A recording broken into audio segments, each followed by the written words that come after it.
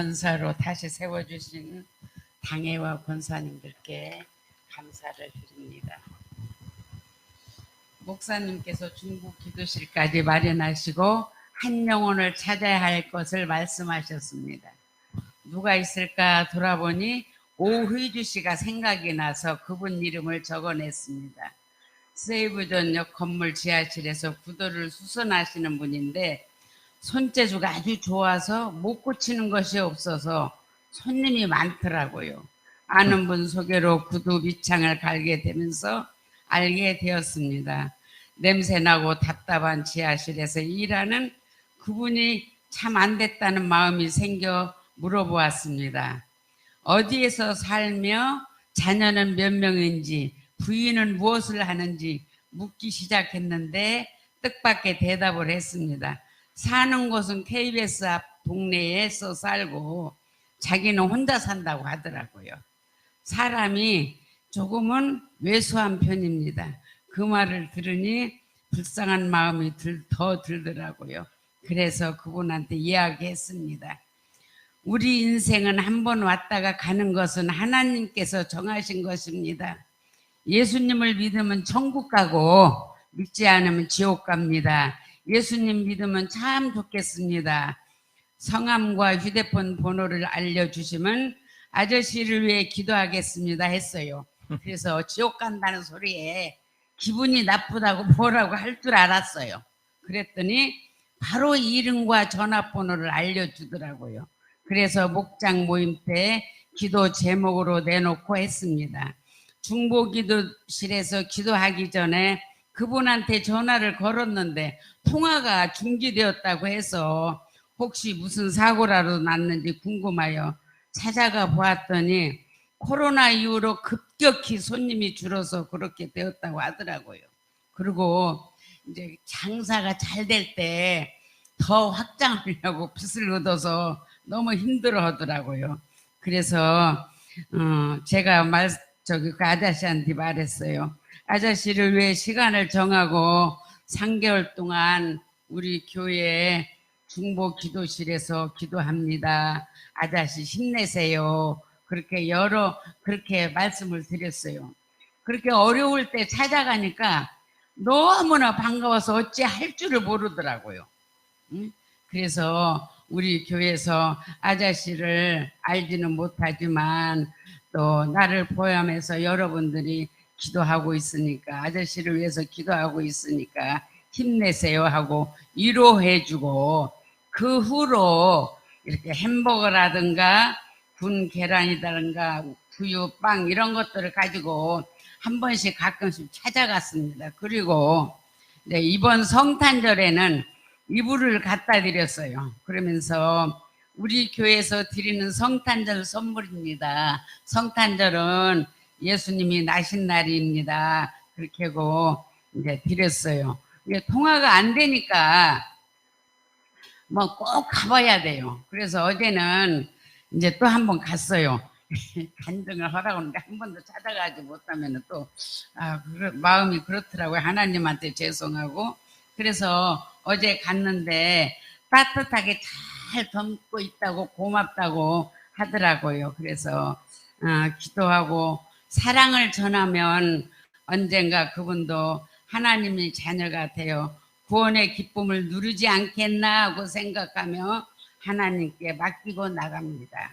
나를 위해 우리 주님께서 죽기까지 사랑하셨습니다. 한 영혼을 위해 기도하면 나가겠다는 생각을 다시 한번 또 했습니다. 그리고 나에게 저 유경자라는 친구가 있어요. 아주 오래된 친구가 있는데 불교 절에 다닙니다. 그런데 누가 전화하는 사람들이 없는가 봐. 너무 똑똑해서. 그런데 이제 제가 전화를 가끔 합니다. 그런데 어제 전화를 또 했어요. 궁금해서. 그랬더니 네가 기도해 주어서 지금 조금씩 걷는다고 하더라고요.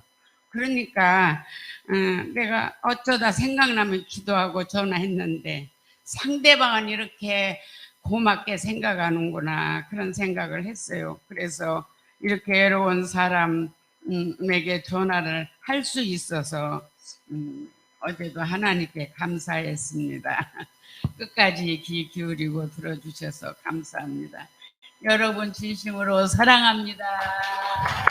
작년 다니엘 기도회를 앞두고 목사님께서 영혼 구원을 위한 중보기도 릴레이를 10월부터 12월까지 진행하실 것을 안내하셨을 때 저는 하나님이 가장 기뻐하시는 일이 영혼 구원이라는 것을 기억하면서 순종하는 마음으로 목요일 기도자로 자원을 했습니다.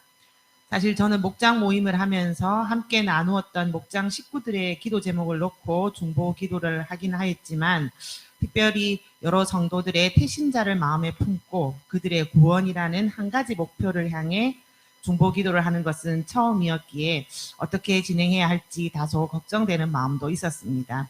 하지만 목사님께서 친히 안내해 주신 중보 기도의 순서와 내용들을 참고하며 그 문제는 쉽게 해결이 되었습니다. 그리고 무엇보다 감사한 것은 여러 태신자 중에서는 제가 전혀 모르는 사람들도 많았는데 기도를 해 나가는 중에 그들의 구원에 대한 간절한 소망이 제 마음속에서 뜨겁게 차오르는 것을 느낄 수 있었다는 사실입니다.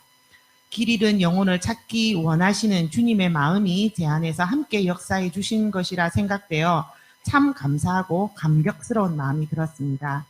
이처럼 우리가 주의 일에 순종하며 나아가기만 하면 우리 아버지 하나님께서는 우리의 부족함을 모두 아시고 우리가 생각하지 못하는 부분까지도 은혜로 채워주시는 분이심을 이번에 다시 한번 깊이 느꼈습니다. 이번에 제가 태신자로 삼고 기도한 대상은 믿지 않는 남편입니다.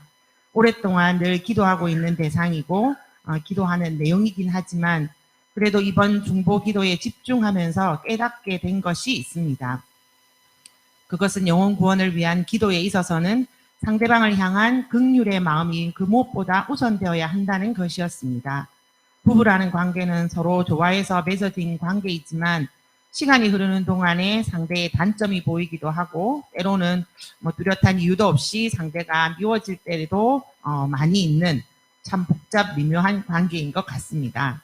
그러다 보니 저도 저의 이기심과 욕심이 담긴 육신의 눈으로 남편을 바라보는 경우가 많았고 그럴 때 제 기도는 간절함이 빠진 그저 형식적인 기도에 머무르고 마는 것이었다는 것을 이번에 생각하게 되었습니다.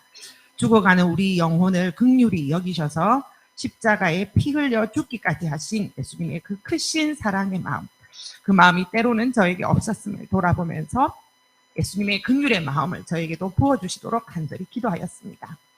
우리가 주님의 그 크신 사랑으로 구원을 받았다면 우리 또한 배신자를 주님과 같은 마음으로 긍휼히 여기며 사랑하는 것이 마땅하다는 생각이 들었고 실제로 그 마음으로 남편을 보려고 더 많이 노력하게 되었습니다. 중보 기도를 하면서 또 하나 깊이 깨달았던 것은 믿음에 관한 것입니다. 우리가 기도하는 그 사람을 하나님께서 꼭 구원해 주실 것을 믿으며 기도해야 한다는 것이었습니다. 3개월간 우리가 합심하여 기도하였지만 중보기도회가 끝난 이 시점에 구체적인 결실의 증거는 보이지 않는 것 같습니다. 하지만 우리가 심은 이 기도가 주님의 때에 우리에게 반드시 이루어질 줄로 믿습니다. 아멘. 저도 남편을 위해 기도하면서 언젠가는 저와 함께 찬양하고 예배하는 남편의 모습을 마음속에 그리며 믿음으로 붙들고자 합니다. 아멘. 오래된 중풍병 환자를 낫게 하려고 4명의 사람이 지붕을 뚫고 침상에 누인 채로 그를 데리고 왔을 때 예수님께서는 그 4사람의 믿음을 보시고 중풍병자의 죄를 용서해 주신 것을 모두 기억하실 것입니다. 예수님께서는 중풍병자의 믿음이 아니라 그를 데리고 온 4사람, 아마 그 병자와 친밀한 관계의 사람이었겠죠. 그들의 믿음을 보시고 병자의 죄를 사해 주셨다고 했습니다. 우리 홍 목사님이 자주 말씀하셨듯이 하나님께서는 태신자가 아니라 태신자를 품고 기도하는 우리들의 믿음을 보시기를 원하실지도 모릅니다. 우리가 먼저 믿음으로 심으며 기도할 때 하나님께서는 우리의 믿음대로 역사하여 주실 것입니다. 아멘. 그렇지만 믿음은 또 복음을 듣고 그 복음을 마음으로 믿는 것이기에 태신자에게 복음을 직접 전하는 것도 중요하다고 목사님께서 말씀해 주셨습니다. 저도 남편에게 교회를 같이 가보자고 말한 적은 있지만 실질적인 복음의 핵심을 남편에게 제대로 전하지는 못했던 것 같습니다. 그것을 깨닫고 난 후 저는 이것을 위해 간절히 기도해야 되겠다 생각했고, 늘 깨어 있으면서 남편에게 복음을 전할 수 있는 때가 왔을 때 그것을 놓치지 않도록 해주실 것을 기도하게 되었습니다. 이처럼 이번 중보 기도회를 통해 내가 무엇을 어떻게 기도하고 그것을 어떻게 삶에서 드러내야 할지를 조금씩 알아가는 아주 귀한 경험을 할 수 있었습니다. 그리고 마지막으로 제가 말씀드리고 싶은 것은, 우리는 늘 깨어 있어서 우리를 회방하는 사탄 마귀와 끊임없이 영적 전쟁을 치러야 한다는 사실입니다. 중보기도회가 2달쯤 진행되었던 11월 말에 저는 학교에서 넘어져 왼쪽 발등이 골절되는 사고를 겪었습니다. 한 번도 겪어보지 않은 일이라 의사가 제대로 치료를 받지 않으면 수술을 하게 될 수도 있다고 조심하라는 말을 했는데, 그 말에 제가 굉장히 겁을 먹었던 것 같습니다. 목사님에게 사정을 말씀드리니 집에서 기도해도 된다고 하셔서 교회 2층 골방이 아닌 집에서 중보 기도를 이어가긴 했지만 아무래도 기도하는 제 마음가짐이 소홀해짐을 느꼈습니다. 그렇게 2주가 지났을 때 갑자기 목요일 기도자로 내가 자원을 해놓고는 이렇게 얼렁뚱땅 넘어가서는 안 되겠다라는 생각이 불현듯 들면서 하나님 앞에 큰 죄를 짓고 있다는 마음이 생겼습니다. 갑작스런 사고도 다 사탄의 계략이라는 생각이 들었고, 제가 그것에 너무 쉽게 넘어가 버리고 있음을 깨닫고 정신을 차리고 다시 처음 기도하던 그 마음으로 마지막 3주를 다 채웠습니다. 기도 장소는 비록 그대로 집에서 이루어졌지만 기도를 하는 제 마음은 다시 바로 세울 수 있도록 깨우쳐 주신 주님께 감사하는 마음을 갖게 되었고, 또 이 일을 통해 믿는 우리들을 늘 노리고 있는 악한 것들에게 우리가 속지 않도록 영적으로 늘 깨어 있어야 한다는 것을 깊이 깨닫게 되었습니다. 단일 기도회와 연계하여 기도에 집중할 수 있도록 해주신 목사님에게 감사하고, 비록 연약하지만 순종하며 나아갔을 때 이렇게 많은 깨달음을 주시고 소망을 갖게 해주신 하나님 아버지께 이 영광을 모두 올려드리며 제 간증을 마치겠습니다. 감사합니다. 내 주를 가까이 하게 함은 십자가 짐 같은 고생이나 내 일생 소원이 늘 찬송하면서 주께 더 나가기 원합니다. 내 고생하는 것 옛 야곱이 돌베개 베고 잠갔습니다. 금에도 소원이 늘 찬송하면서 주께 더 나가기 원합니다. 천성에 가는 길 험하여도 생명길 배나니 은혜로다. 천사 날 부르니 늘 찬송하면서 주께 더 나가기 원합니다. 야곱이 잠 깨어 일어나는 돌단을 쌓은 것 본받아서 숨질 때 되도록 늘 찬송하면서 주께 더 나가기 원합니다. 아멘. 찬양과 경배를 받으시기에 합당하신 하나님 아버지, 우리를 자녀로 택하여 주셔서 아버지의 그 크신 사랑 안에 거하게 하시고 우리 삶에 필요한 것들을 날마다 때마다 부족함 없이 채워주시는 우리 하나님 아버지를 찬양합니다. 우리가 아버지의 그 크신 사랑과 은혜를 잊지 않고 기억하여 이렇게 또 주님 전에 모여 예배드릴 수 있게 하심 또한 감사드립니다. 이 시간 우리 자신보다 우리를 더 잘 아시고 더 많이 사랑해 주시는 하나님 아버지를 온전히 신뢰함으로 우리를 향한 아버지의 뜻에 순종하며 나아가는 예배의 시간 되게 오직 성령께서 우리의 심령을 붙들고 다스려 주시옵소서. 사랑의 주님, 헤아릴 수도 없는 아버지의 은혜 속에 있으면서도 우리는 여전히 우리 주변의 상황에 마음을 뺏기고 마는 연약한 존재임을 고백합니다. 코로나 바이러스의 재확산, 혼란스럽기만 한 대통령 선거, 끊이지 않는 사고와 재난의 문제들이 이 나라를 불안과 근심의 웅덩이로 빠뜨리고 있음을 봅니다. 우리의 생각과 지식으로는 감당할 수 없는 문제일지라도 하나님 아버지께서 우리와 함께 하시면 해결하지 못할 것이 없음을 우리가 믿습니다. 두려워 말고 오직 기도와 간구로 아버지께 아뢰라 하신 그 말씀을 붙들고 주님께 나아갑니다. 주님, 이 나라 대한민국을 불쌍히 여기시고 주님의 은혜를 우리에게 부어 주시옵소서. 변이 바이러스로 인한 코로나 상황에 잘 대처할 수 있도록 지혜를 더하여 주시고 주님의 뜻에 합당한 대통령이 선출되게 하시며 국민들이 모두 안전하고 평화로운 삶을 살아갈 수 있도록 은혜 내려 주시옵소서. 무엇보다 실수가 없으신 하나님, 우리에게 좋은 것만 주시는 하나님을 의지하여 우리 앞에 새롭게 펼쳐진 2022년의 시간을 소망과 기대를 가지고 묵묵히 살아가는 우리들 되게 하여 주시옵기를 간절히 바라고 원하옵나이다. 주님이 친히 세우시고 역사하시는 우리 대성교회도 올 한 해 더욱더 주님께로 신실히 나아가 주님 주시는 은혜로 풍성히 채워지는 교회 되기를 원합니다. 이 제단에서 선포되는 말씀으로 성령 충만의 은혜가 넘쳐나게 하시고 모든 성도들이 하나님을 더 깊이 사모하고 하나님께서 도우시는 은혜와 축복을 날마다 경험하여 기쁨과 감사의 고백이 끊이지 않는 교회 되게 하여 주시옵소서. 우리에게 주시는 생명의 말씀을 날마다 묵상하고 그 말씀을 삶으로 증거하여 가족과 이웃들에게 그리스도의 사랑을 전하는 제자의 삶을 살아가게 하시고 그것을 통해 그들이 변화받고 주님께로 나오는 역사가 일어나는 우리 대선교회 되게 주님 힘주시고 능력 더하여 주시옵기를 바랍니다. 영혼 구원을 기뻐하시는 주님의 마음을 따라 우리 교회가 부족하지만 적은 물질과 기도로 돕고 있는 국내외 선교사님과 교회 선교단체를 기억하여 주시기를 원합니다. 우리가 그들에게 흘려보내는 것은 참으로 미약하지만 주님께서 두 손 들어 축복하시고 역사하시어 많은 열매가 풍성히 열리게 하실 줄로 믿습니다.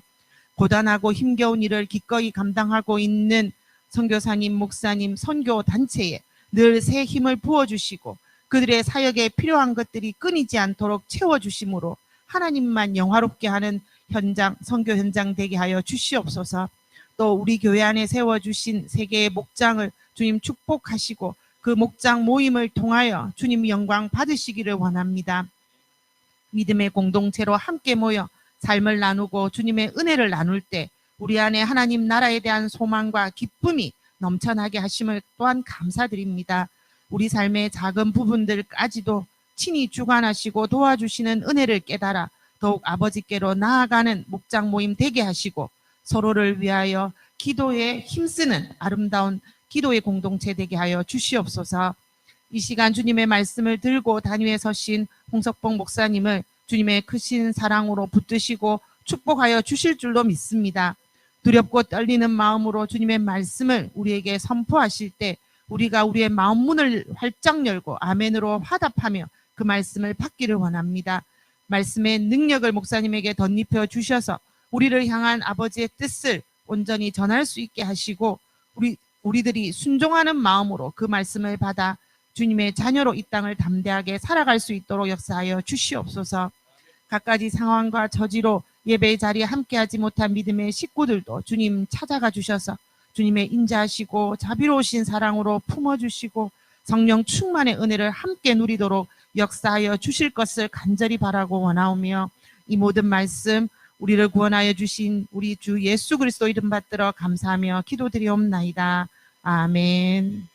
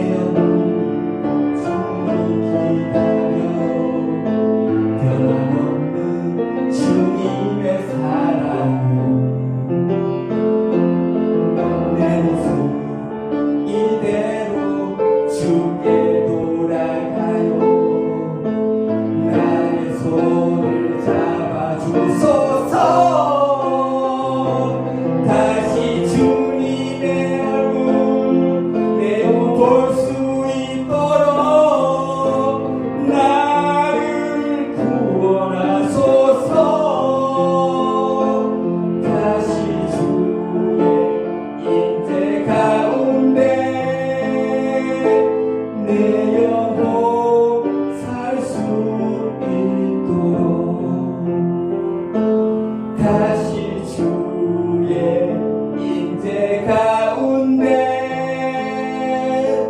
내 영혼 살 수 있도록.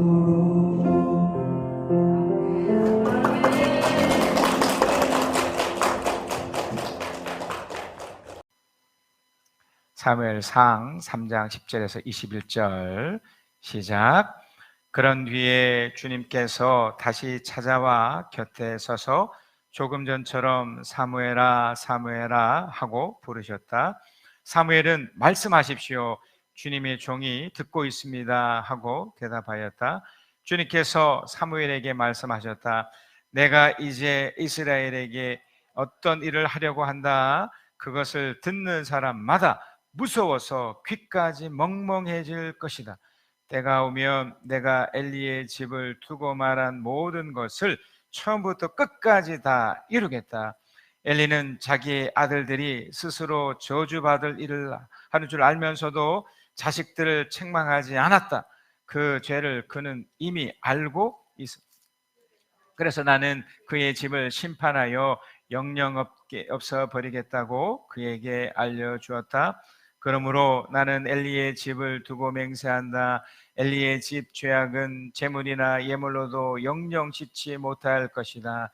사무엘은 아침이 밝을 때까지 누워 있다가 주님의 문을 열었다. 그러나 사무엘은 자기가 환상으로 보고 들은 것을 엘리에게 알리기가 두려웠다. 엘리가 사무엘을 불렀다. 그는 내 아들 사무엘아 하고 불렀다. 예, 제가 여기에 있습니다 하고 사무엘이 대답하였다. 엘리가 물었다. 주님께서 너에게 무슨 말씀을 하시더냐? 너에게 아무것도 숨기지 말아라. 주님께서 너에게 하신 말씀 가운데서 한마디라도 나에게 숨기면 하나님이 너에게 심한 벌을 내리고 또 내리실 것이다. 사무엘은 그에게 하나도 숨기지 않고 모든 것을 말하였다. 엘리가 말하였다. 그분은 주님이시다. 그분께서는 뜻하신 대로 하실 것이다. 사무엘이 자랄 때에 주님께서 그와 함께 계셔서 사무엘이 한 말이 하나도 어긋나지 않고 다 이루어지게 하셨다. 그리하여 단에서 부엘세바까지 온 이스라엘은 사무엘이 주님께서 세우신 예언자임을 알게 되었다. 주님께서는 실로에서 계속하여 자신을 나타내셨다. 자기에게 주님께서는 사무엘에게 나타나셔서 말씀하셨다. 아멘. 여러분 터미네이터라는 그 영화가 있습니다. 꽤 유명했던 네 번째까지 이렇게 시리즈로 나왔던 건데 그 주된 내용이 어떤 거냐면 그 로봇이 세상을 이렇게 지배를 하니까 사람이 이제 그 대적을 못 하잖아요. 그래서 이 로봇이 타임머신을 타고 아예 그 로봇과 대항하는 그 사람의 그 부모를 찾아내서 타임머신을 타고요. 그 부모를 죽이려는 것이 그 터미네이터의 주된 내용이에요. 여러분, 사탄은요, 눈에 보이지 않지만 그래도 이렇게 나름대로 전략이 있습니다. 우리의 자녀들을 이렇게 파괴하기 위해서 가장 좋은 방법은 부모를 죽여버리는 거예요. 그래서 터미네이터도 이제 그런, 그러니까 그 상대를 이기기 위해서 전략이 필요해요. 또 준비가 필요하고요. 그러니까 우리가 여러분 신앙생활을 여러분이 이렇게 하시면서 이 사탄의 전략 중에 이런 것이 있다는 걸 아셔야 돼요. 그래서 내가 살아야 됩니다. 우리가 이제 또 부모이기도 하고, 물론 아주 부모님이 살아 계시면 뭐 자식일 수 있지만 우리로 인해서 딸린 식구들이 있잖아요. 그죠? 내가 건강하고 내가 바로 살지 않으면 내 아이와 내 자녀 또 함께하는 것이 함께 죽을 수 있다는 것을 잊지 않으셔야 돼요. 저는 목회자로서 또 직업적으로 또 이런 일을 하고 있지만 그런 부분들이 있기 때문에 늘 이런 것들을 여러분 염두에 두셔야 됩니다. 그래서 기억을 하셔야 됩니다. 우리에게 필요한 것들이 많이 있다 하더라도 그걸 놓치지 않으시면 됩니다. 예, 잠깐 나가 보십시오. 하나님께서 말씀하시는 이 모든 것들이 우리들에게 어떻게 이루어지고 펼쳐지는지를 이렇게 보셔야 되는데, 오늘 그 말씀인 거죠.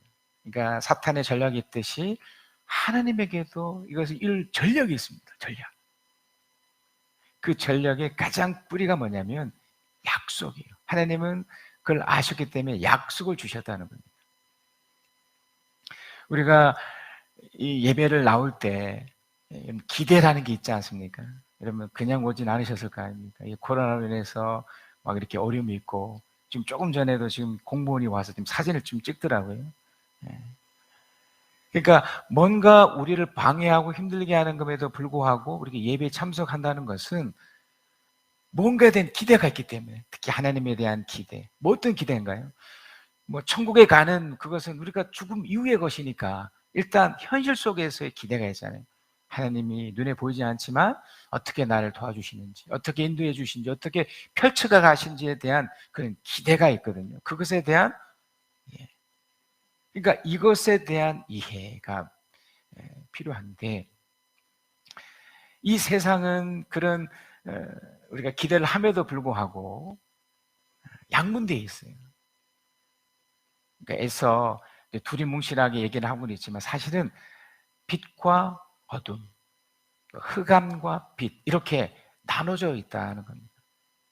그러니까 우리가 주님을 향해 기대를 하고, 비록 사탄의 전략이 있다 하더라도 주님의 기대를 하면서 펼쳐지는 그 과정에서 현실은 흑암이 있고 빛이 있다고 여러분 이해를 하셔야 돼요. 그러니까 이런 것 속에서 우리가 살아가는 이 과정 속에서 나타나는 것이 뭐가 있을까요? 우리는 긍정적인 기대를 하면서 기적을 꿈꾸거든요.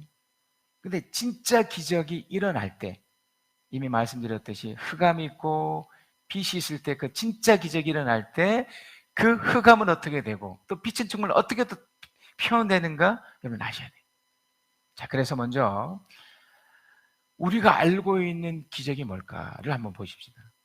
세상 사람들은 이미 아까 말씀드렸듯이 흑암과 빛 속에 우리가 살고 있기 때문에, 흑암 속에 있기 때문에 그 빛에 대한 이해가 없기 때문에 기적을 어떻게 생각하냐면 마치 뭐 하나님 이렇게 여길 때 막 폭풍이 치고 천둥 번개가 일어나고 막 아픈 사람들이 막 벌떡벌떡 일어나고 그런 눈에 보여지는 어떤 극한적인 것을 이렇게 기적이라고 얘기거든요. 근데 흑암 속에는 그런 것으로 드러나야만 딱 뭔가 드러나죠. 근데 반대로 우리처럼 하나님의 일상적인 기적 속에 있는, 빛 속에 있는 사람들은 그냥 일상이 기적이죠.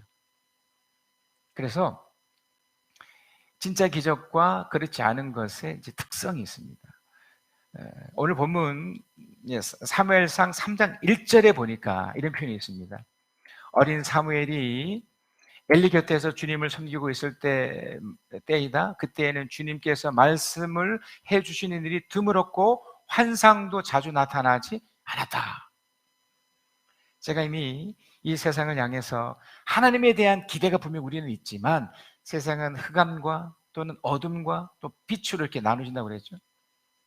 그래서 그들이 생각하는 기적과 반대로 세상은요, 이게 묻혀 있습니다. 좀 더 쉽게 말씀드리면 하나님을 모르게끔 됐다는 거예요. 주님이 말씀하시는 일이 드물었고 환상도 나타나지 않았다. 더 놀라운 것은 신앙생활을 하면서도요, 신앙생활을 하면서도 일상적인 이 기적을 못 누리고 있다는 겁니다. 여러분 어떠신가요? 사무엘 시대에도 이런 일이 있었습니다. 그 당시 종교적 사회였고 그렇게 놀라운 일들이 있음에도 불구하고 또 블레셋이라는, 우리도 지금 그 북한과 대치되고 있는 것처럼 그 당시에도 블레셋이라는 강력한 세력에 의해서 이렇게 전쟁의 위협 속에 있음에도 불구하고 어땠을까요? 그들은 하나님에 대한 기적을 기대하지 않았습니다. 하나님의 말씀이 뭔지도 몰랐고 그냥 묻혀져 있었죠. 자, 더군다나 사무엘상 3장 3절에서 4절에 보니까 사무엘은 하나님의 궤가 있는 주님의 성전에서 잠자리에 누워 있었다. 이른 새벽 하나님의 등불이 아직 환하게 밝혀져 있을 때에 주님께서 사무엘아 사무엘아 하고 부르셨다. 그는 제가 여기 있습니다 하고 대답하고서 그래서 그러니까 4절까지 이렇게 보니까 사무엘에게 말씀하셨다는 거예요. 자, 여기서 이제 어둠 속에 빛이 하나 드러난 거예요. 이게 사실은요, 일상적인 기적이에요. 여러분이 하나님에 대한 그 소리, 그러니까 이런 설교라든지 여러분의 성경 읽기를 통해서 뭔가 이 마음속에 어떤 변화들이 있거나 어떤 반응이 있다는 것은 지금 여러분 이 시간 사무엘에게 말씀하셨던 것처럼 말씀하고 있다는 거고 내가 반응하고 있다는 거거든요. 이게 일차적 기적이에요. 믿지 않는 사람들은 이미 말씀드렸듯이 막 하나님이 천재지변을 일으켜야만 역사하신다고 보지만 진짜는요, 하나님의 소리가 이미 선포되고 있고 그것을 듣느냐 듣지 못하느냐로 판가름되거든요. 그 말씀이 들려지지 않은 그때에 사무엘이, 그 어린 사무엘이 아마 이때 나이가 이제 15세에서 25세 사이로 봐요. 좀 더 젊게 보는 사람도 있지만 저는 15세에서 25세 사이니까 뭐 중간 한 20대로 딱 보십시다. 딱 그때니까 어떻게 보면 뭐 알 것 다 아는 시기일 수도 있지만 어떻게 보면 뭐 50년, 60년 산 사람에 비해서는 아주 젊은 거잖아요. 근데 이 사람에게 뭐가 들렸다고요? 하나님의 소리가 들렸다는 거예요. 여러분이 지금 하나님의 소리가 들린다는 것은 일단 기적인 겁니다. 여러분 말씀을 읽거나 또 설교를 들으면서 뭔가 불편함이 생긴다든지 이렇게 흡수되듯이 이게 끄덕끄덕 그러신다든지 이게 기적이거든요. 이런 일들이 펼쳐져요. 자, 그 당시에 이 사무엘을 묻고 있었던 그의 아버지 어머니는 어땠나요? 제가 이미 터미네이터를 설명드리면서 사탄의 전략이 뭐라고 그랬습니까? 그 부모를 죽이려는 시도라고 그랬잖아요. 타임머신을 타고 그곳에 가서 죽이려고 했던 것처럼 사무엘을 망가뜨리려면 가진 좋은 방법이 뭐예요? 그의 아버지 어머니 엘가나와 한나를 무너뜨리면 되거든요. 실제로 한나에게 강력한 두려움을 줬어요. 오랫동안 아기가 태어나지 않았잖아요. 그래서 이 한나 입장에서는 얼마든지 원망하고 저주하고 또 더군다나 또 다른 그 아내가 있었잖아요. 그 불인 나이에 의해서 그런 공격받을 때 얼마든지 그럴 수 있었지만 그는 포기하지 않았죠. 왜 그랬을까요? 그는 하나님의 말씀을 믿고 있었는데 결정적인 하나님의 말씀이 있었습니다. 그게 신명기 18장 18절이에요. 나는 그들의 동족 가운데서 너와 같은 예언자 한 사람을 이렇게 세워 나의 말을 그의 입에 담아둘 것이다. 그는 내가 명한 모든 것을 그들에게 다 일러줄 것이다. 한 사람을 이렇게 세운다. 여러분은 여러분의 자녀에 대해서 어떤 기대가 있으신가요? 하나님이 정말 이 자녀를 귀하게 여기셔서 귀하게 쓰시겠다, 하나님께서 쓰시겠다라고 믿고 계신가요? 아니면 그저 세상에 그냥 태어났으니 그냥 세상 사람들이 말하는 그런 자식으로 여기고 있는, 사무엘이 그렇게 건강하게 훌륭하게 자라주셨던 첫 번째 이유는 바로 엘가나와 한나에게 있었다는 거죠. 이 사람들이 이 사탄의 전략을 이미 알고 있었기 때문에 사무엘을 위해서 그렇게 기도했고 또한 사무엘에 대한 기대가 있었습니다. 그러자 이 사무엘에게 때가 되어서, 이전에 우리 간증자들이 비슷한 얘기를 해주셨지만 주님의 때가 되어서 그가 하나님의 소리를 듣게 됐던 거예요. 얼마나 놀랐습니다. 우리들의 자녀가, 여러분의 그 모건 식구들이 이 하나님의 소리를 들을 수 있다는 이 첫 번째 기적을 누리셨으면 좋겠습니다. 자, 근데 문제는 뭐냐면 이런 일들이, 그러니까 하나님의 소리를 듣고 나서 이런 일이 펼쳐질 때 이것이 바로 이루어지지 않는다는 것 때문에 그래요. 시간이 필요한데, 물론 즉각적인 응답도 있지만 한나도 보시죠. 자그마치 10여 년이에요. 이게 작게 잡아서 10년이고요. 그 이상일 수도 있거든요. 정말 긴 시간이잖아요. 그러니까 지칠 수 있고 어려울 수 있는데도 포기하지 않았죠. 임마누엘의 하나님, 함께 하시는 하나님 입장에서는 이것이 필요하거든요. 꾸준하고 성실하게 기다리는 훈련. 한나는 그랬습니다. 사무엘상 3장 4절에서 5절에 보니까 주님께서 사무엘아 사무엘아 하고 부르셨다. 그는 제가 여기 있습니다 하고 대답하고서 곧 엘리에게 달려가서 부르셨습니까? 제가 여기 왔습니다 하고 말하였다. 그러나 엘리는 나는 너를 부르지 않았다. 돌아가서 누워라 하고 말하였다. 사무엘이 다시 가서 누웠다. 그러니까 이제 문제들이 발생될 수 있어요. 사무엘이 지금 처음 듣는 이야기니까 헷갈린 거잖아요. 더군다나 엘리도 오랫동안 하나님 소리를 듣지 못해서 있는지 그것에 대해서 헷갈림이 있었던 겁니다. 우리가 하나님 앞에 기대하고 기다리다가 우리 생각처럼 되지 않을 때 우리에는 조바심도 생길 뿐만 아니라 헷갈려 해요.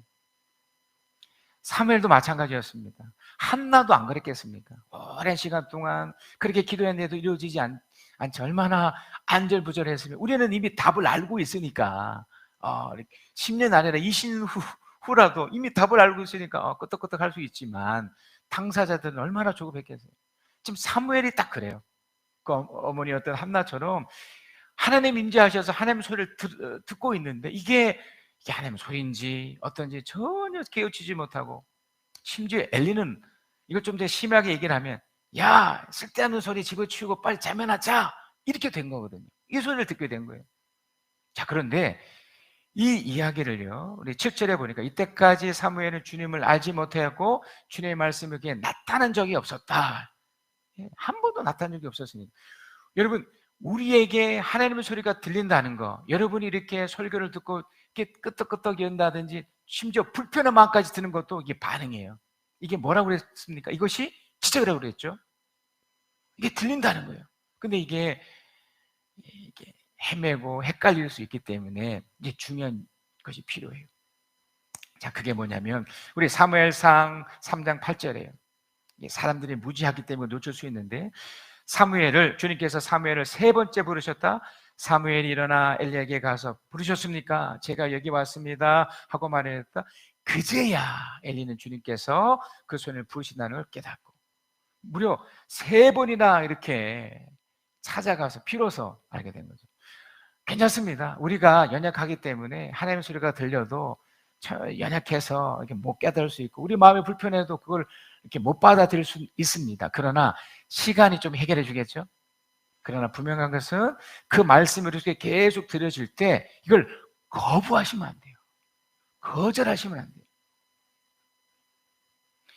이 비록 엘리 제사장도 처음에는 몰랐지만 시간이 지나고 계속 연거푸 사무엘이 찾아와서 계속 이런 얘기를 하니까 이 엘리도 오랫동안 듣지 못했던 아마 젊었을 때 한번 들었던 기억이 있으니까 이제 그래서 하나님이 사무엘에게 임했구나 뭔가 있구나.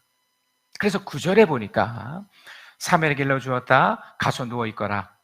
누가 너를 부르거든 주님 말씀하십시오. 주님의 종이 듣고 있습니다 하고 대답하여라. 사무엘의 자리에 들어가서 누웠다. 우리도 이제 이렇게 하셔야 돼요.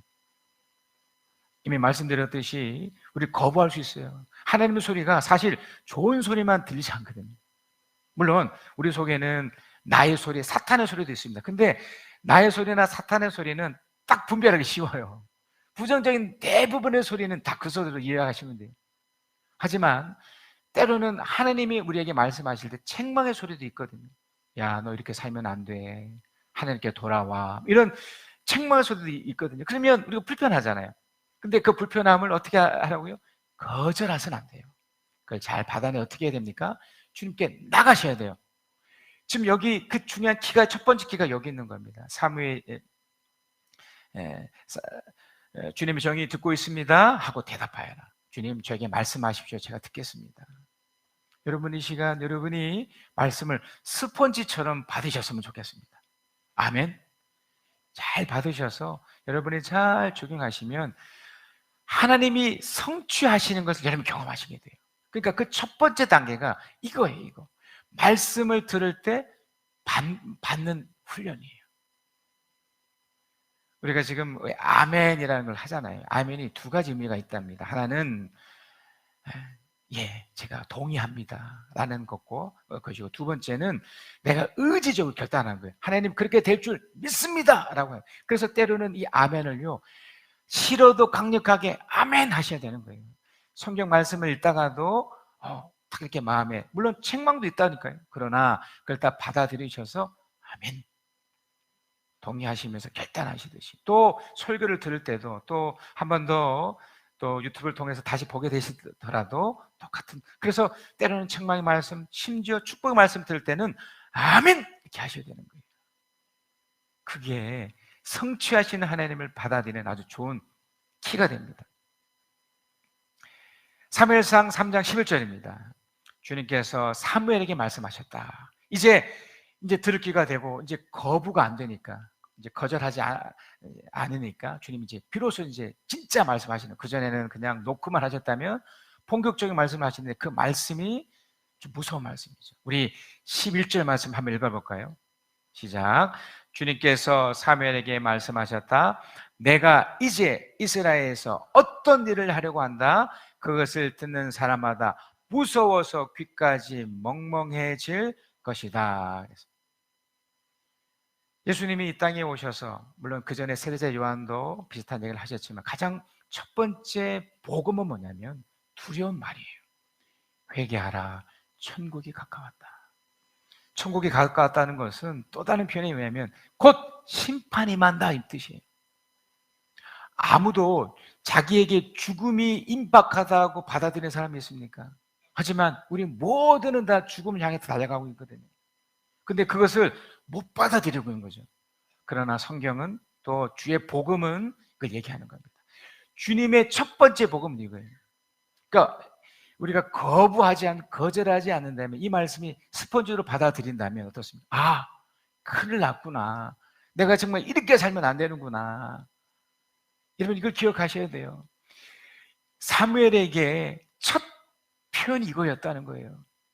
내가 이제 이스라엘에게 어떤 말을 하려고 하는, 어떤 일을 하려고 하는데 그걸 듣는 사람마다 무서워서 귀에 멍멍해질 거야. 너무너무나 충격적이고 무서운 것을 내가 진행할 거다. 사실 그게 우리들에게도 임해요. 지금 당장 일어나지 않아서 그렇지, 우리들에게 지금 팬데믹 같은 이 코로나도 마찬가지고요. 사람의 질병이 걸릴 때 이게 전조현상이거든요. 앞으로 이렇게 더 아프다가 이렇게 되겠지. 다 우리 그런 걱정 있고 불안 있잖아요. 이것이 있기 때문에 우리는 어떻게 해야 됩니까? 이 대상이 누구였나요? 엘리 제사장이었어요. 그들이 하나님을 몰랐던 사람이 아니에요. 엘리 제사장이었고, 그래서 사무엘상 3장 15절 이렇게 하반절에 이렇게 보면 그것이 너무 내용이 충격적이라서 말하기가 무서워했던 거예요. 자, 그래서 사무엘상 2장 29절에서 32절이에요. 자, 이 내용을 보면 이미 엘리에게 이전에 사무엘이 아니라 이미 말씀을 하신 적이 있습니다. 사무엘상 2장 29절 32절 제가 읽습니다. 29절부터. 그런데 너희는 어찌하여 나의 처소에서 나에게 바치려고 명한 나의 제물과 예물을 멸시하느냐? 어찌하여 너는 나보다 네 자식을 더 소중히 여기며 나의 백성 이스라엘이 나에게 바친 모든 제물 가운데 가장 좋은 것들만 골라다가 스스로 살찌도록 하라. 그러므로 나 주 이스라엘 하나님이 말한다. 지난 날 나는 너의 집과 너의 조상의 집이 제사장 감을 언제까지나 나를 섬길 것이라 분명히 약속하였지만 이제는 더 이상 그렇게 하지 않겠다. 이제는 내가 나를 존중하는 사람들만 존중하고 나를 경멸하는 자들은 수치를 당하게 할 것이다. 나의 주의 말이다. 내가 네 자손과 네 족속의 자손의 대를 끊어서 너희 집안에 오래 살아 나이를 많이 먹는 노인이 없게 할 날이 올 것이다. 너는 고통을 받으면서 내가 이스라엘의 모든 백성에 베푸는 복을 시샘하며 바라볼 것이다. 내 가문 가운데 어느 누구도 오래 살지 못할 것이다. 무섭죠? 이게 이 엘리 제사장이 주었던, 이미 하나님 주셨던 말씀이에요. 무서운 말씀이잖아요. 이걸 사무엘에게 다시 얘기를 해줬던 거예요. 여러분, 지금도 왜 사람들이 하나님을 두려워하지 않는 이유가 뭔 줄 아세요? 아직 내가 안 당하고 있거든요. 지금 괜찮다고 여기거든요. 여러분, 건강이라는 것도 지금 내가 괜찮으면 괜찮은 건가요? 우리 모든 기관은 다 수명이 있습니다. 수명. 이 뇌부터 시작해서 바깥에 있는 모든 것이 수명이 있어요. 근데 그 수명은 누가 정하나요? 내가 정하는 게 아니에요. 하나님이 정하시는데도 이 단순하고 상식적인 원리를 다 잊어버리고 살아요. 그래서 우리는 하나님을 두려워하면서 경외하면서 살아야 되는 이 당연한 원리를 다 놓쳐버리고 있는 거죠. 엘리 제사장은 하나님의 사람임에도 불구하고 그걸 놓친 거예요. 그래서 여기서 중요한 게 뭐냐면 하나님이 이걸 하실까요? 하시지 않을까요? 하신다는 거예요. 이게 무섭다는 겁니다. 이게 엘리 제사장뿐만 아니라 인류의 모든 역사, 모든 사람이 다 거쳐왔고 나도 반드시 적용되는 거예요. 그래서 여러분, 우리는 이런 저주의 대상이 아니잖아요. 그래서 하나님은 사무엘을 통해서 이것을 역전시키는 것을 하십니다. 자, 사무엘상 3장 19절에서 21절입니다. 우리 함께 읽어보겠습니다. 사무엘상 3장 19절에서 21절 시작. 사무엘이 자랄 때에 주님께서 그와 함께 계셔서 사무엘이 한 말이 하나도 어긋나지 않고 다 이루어지게 하셨다. 그리하여 단에서 브엘세바까지 온 이스라엘은 사무엘이 주님께서 세우신 예언자임을 알게 되었다. 주님께서는 실로에서 계속하여 자신을 나타내셨다. 거기에서 주님께서는 사무엘에게 나타나셔서 말씀하셨다. 엘리 제사장이 하나님의 말씀을 못 들었습니까? 아니요. 지금 사무엘이 하나님의 말씀을 못 들었습니까? 아니요. 들었습니다. 그러나 두 사람의 차이가 뭘까요? 엘리 제사장은 그 말씀을 무시했고요. 사무엘은 그 말씀을 어떻게 했을까요? 스포츠처럼 받아들이고 믿어버렸어요. 그래서 하나님이 성취하시기 시작한 거예요. 끝인 거죠.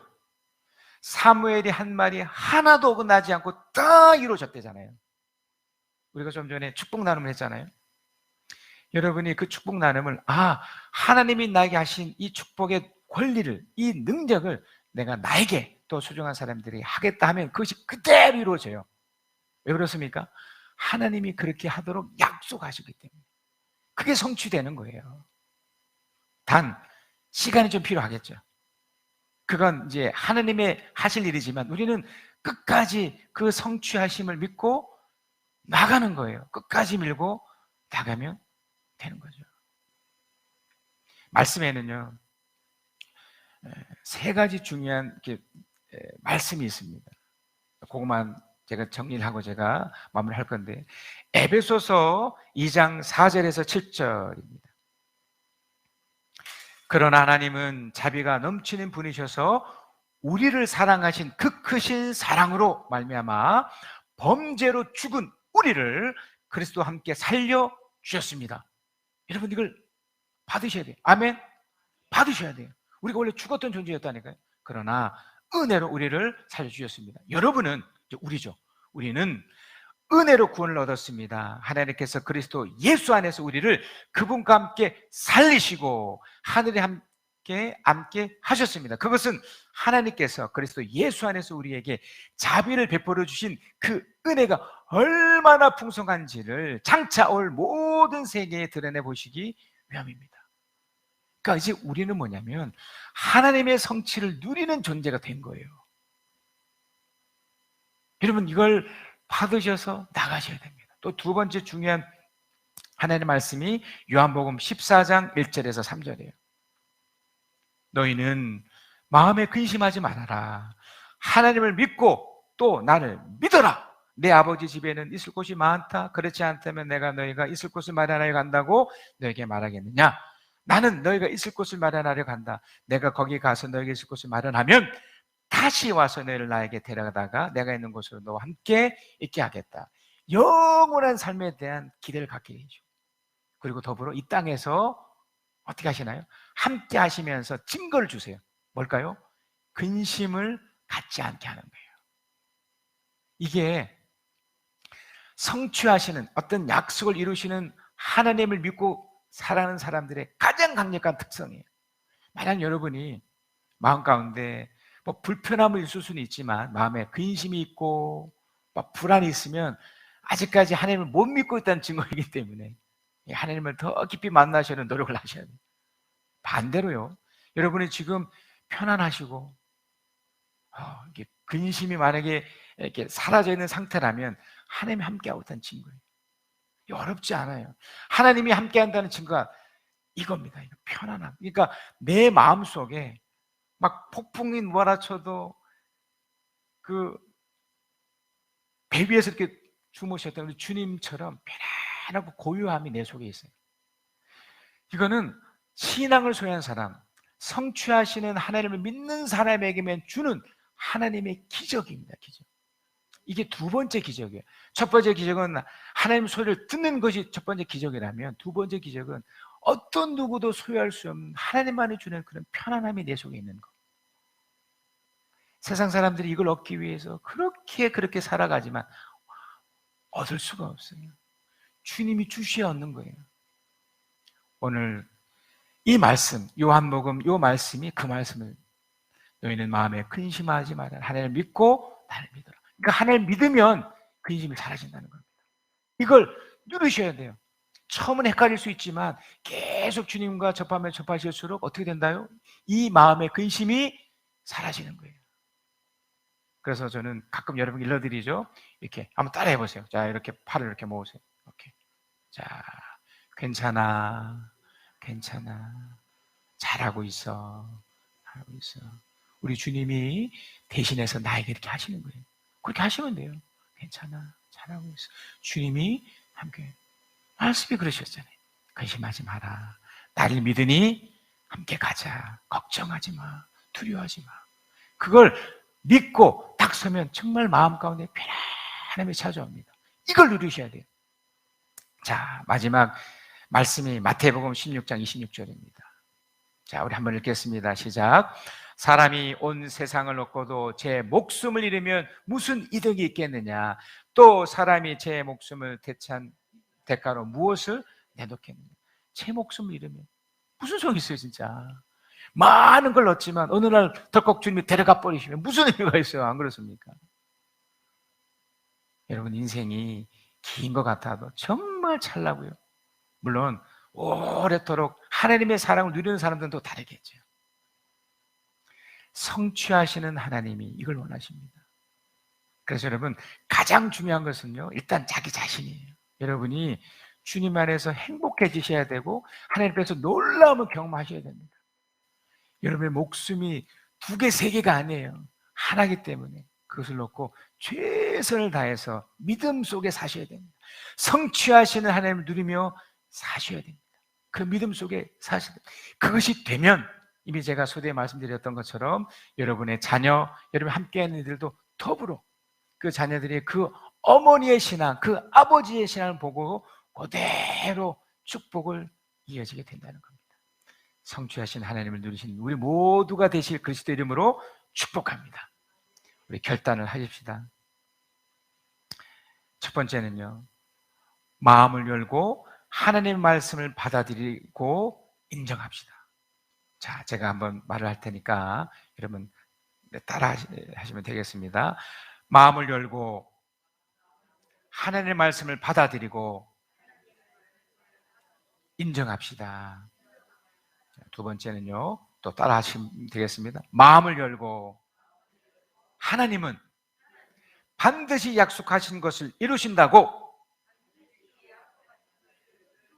믿고 나갑시다.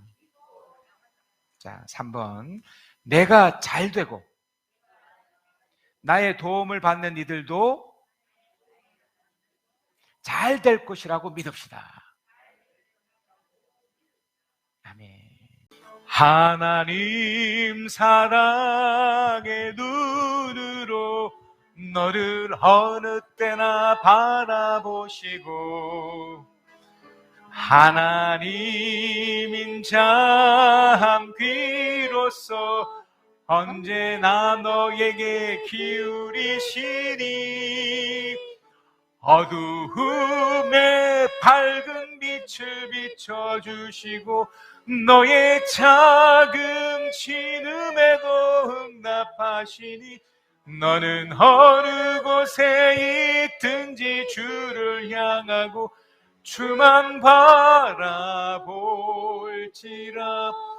주만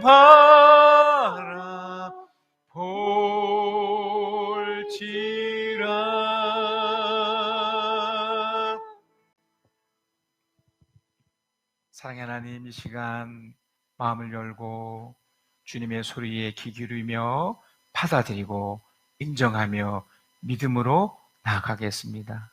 앞으로 우리를 통해 성취하실 그 하나님을 믿으며 나가겠습니다.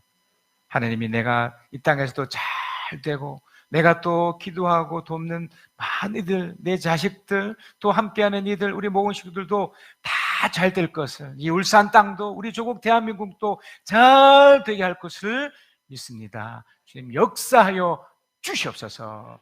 지금은 우리 주 예수 그리스도의 은혜와 아버지 하나님의 크신 사랑하심과 우리 주 성령 하나님의 위로하심 교통하심 함께 하심이 듣고 깨닫고 말씀대로 몸부림치며 살아가기를 소망하고 그렇게 살아가는 하나님의 사람들 위해 지금부터 영원까지 함께 계실지어다. 아멘.